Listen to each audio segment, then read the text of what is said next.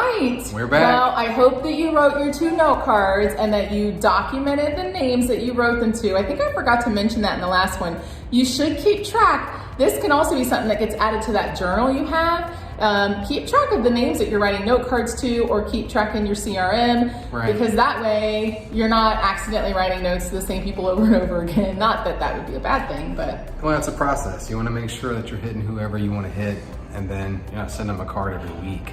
Yeah. That'd be kind of weird, especially if you sent the same card saying the same thing 2 weeks in a row. Kind of weird. That would be kind of stalkish. Yeah.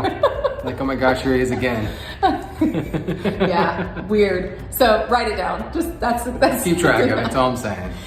So here we are at our last 2 habits. We're going to kind of combine these 2 together because they really do kind of fit together with each other.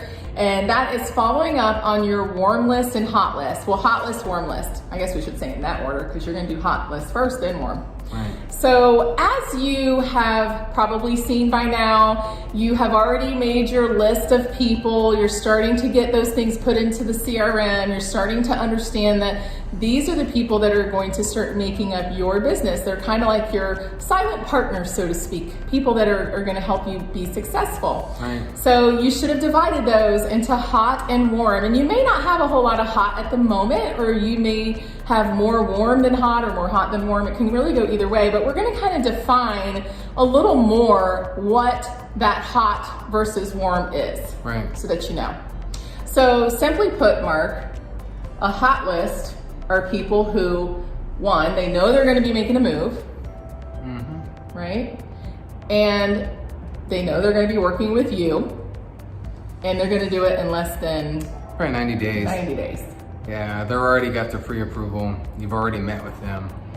Kind of got their criteria, going through the questions that you would go through just to so you can know exactly what they're looking for, kind of get the vision of what their home looks like. And then from that point, from the hot list, that's when you start to really dig in and start to really pursue and check the market on a consistent basis for your hot list. Yeah. And the thing with the hot list too is they are really close to the next step, the next part, which would be looking at houses, writing offers, and things like that. That's when they're going to move to that next step after that.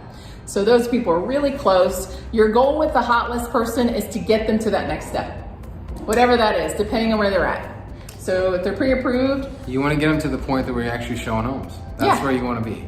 That's the point. That's how they become hot, is that they've hit everything else and they've told you, hey, I'm ready to purchase my next home, or whatever it is, or first home, or so you want to make sure that you're taking the time and get all your things in place. So once you have what you're trying to accomplish in place, then you're able to say, look, every day you're getting up going, okay, is today the day for them to find the home that we discussed? absolutely. So. Yeah. Awesome. And then what's the difference between hot and warm? Well, a warm list, which I find this pretty cool personally, because I'd never really defined this. I always just kind of thought I knew what a hot person was or a warm person was, or a warm lead, hot lead, whatever you want to call it. But a warm lead or a warm person on your list would be somebody who is most likely going to make a move, but they don't know it yet. Which I find, think about that for a second. So somebody could be on your warm list because you see or can foresee that they're probably going to be making a move and they don't know it yet. And they may not know that you're the one that's going to help them yet either. Right. And they're probably about 6 months out or more. Right. So I think that's pretty interesting because a lot of people are like, I don't have anybody on my warm list.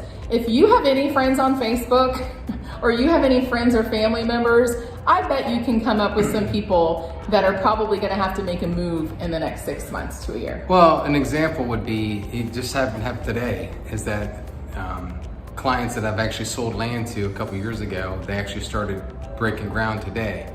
So they're about a year out before they decided, sell the home that they're currently in while their new home's being built. So to me, that's a warm lead, is that you're just, now I got it roughly about 9 to 12 months. Yep. And I already know that they're not going to balance 2 homes and at the same time. So now my goal was just to continue to stay in front of them through that process. And then also too, just to kind of keep tabs on how the construction process is going. Right. Just to build rapport and then just learn what they've learned through the process. Because anything that you can gain from somebody else could be something that you can share with the next person that you come in contact with. Absolutely. And what you want to do with this is when you are putting people into your database, we have a way that you can track where they're at in that process. Right. And so make sure that when you're putting people in or adding people, that you are taking a moment to think about, were they hot or are they warm, or maybe they fall in a different category. But for the purposes of what we're doing, talking about your daily activities, you really want to take time to concentrate on the hot list and warm list.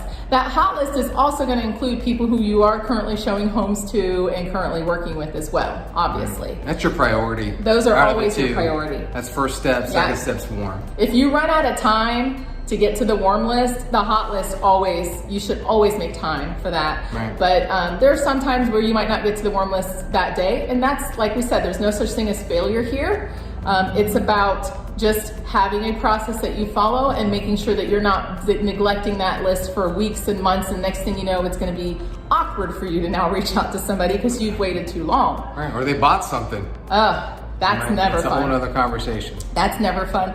But you know, that is a big motivator, because when you have that happen to you, you don't forget to do your 5 daily activities after that. Most definitely. That's a hard one to handle. So that pretty much wraps up the 5 daily activities. So in our next video, we're going to move on to your 4 weekly habits. So these will be things that you do on a weekly basis to keep your business flowing and to keep things moving along. So we'll see you on the next one. Awesome.